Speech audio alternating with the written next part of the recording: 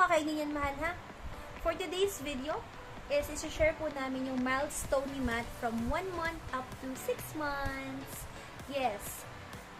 Although nakikita niyo po yung sa Reels, pero this time yung dire-diretsong video lang siya. And then, yung 6 months to 12, syempre iintayin pa po natin yun ng matagal. Kasi for now, 8 months pa lang po siya this June. So, matagal pa yun.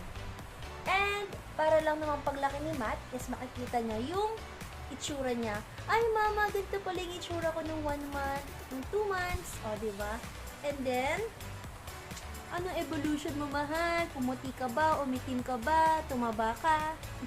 Pero, pogi! So, let's go ahead and watch po. Say watch. Watch po tayo.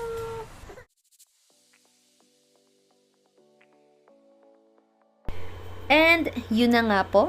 Bali, 2 to 3 weeks old pa lang po niyan si Matt. And, sabi ko, sana magkaroon siya ng newborn photoshoot. Kasi po, maarte yung nanay niya. Charis!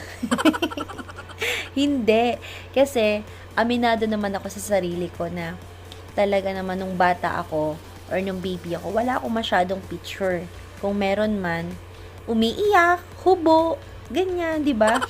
Aminin nyo, totoo yun, batang 90s, ang konti lang, di ba?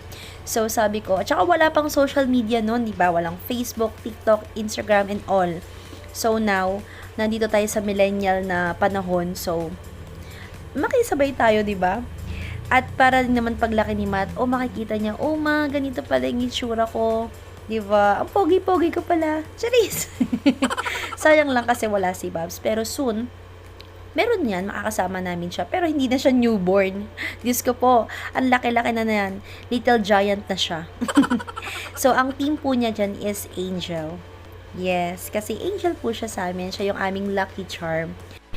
And yon, shout out po pala sa nag-support ng cake. Oy, Tita Katrina at Tita Arlene. Thank you so much po. Ayan po ang ating little angel ng kanyang first month.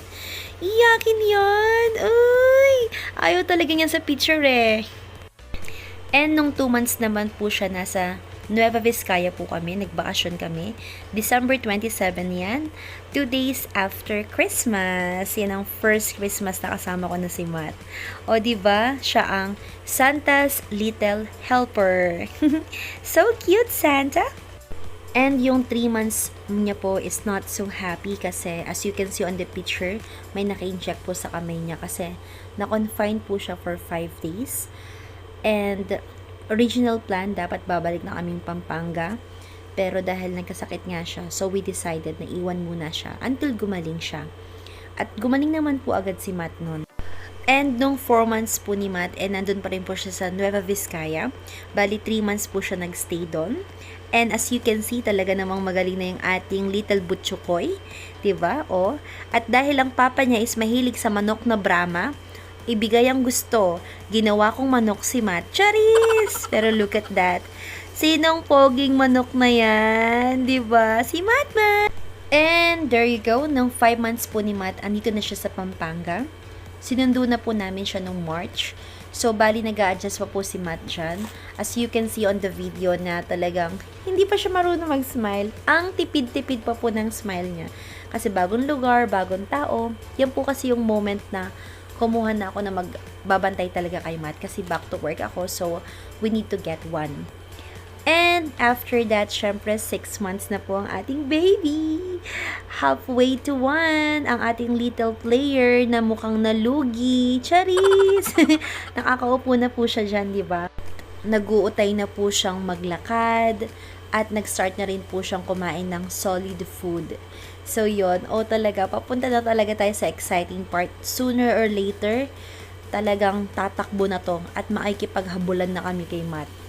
Kasi, ngayon pa lang, talagang tumatayo na siya sa playpen niya, diba? So, what more ang mga susunod na exciting part? Thank you so much for watching! See you on next vlog! Mahal! Bye-bye! Matt!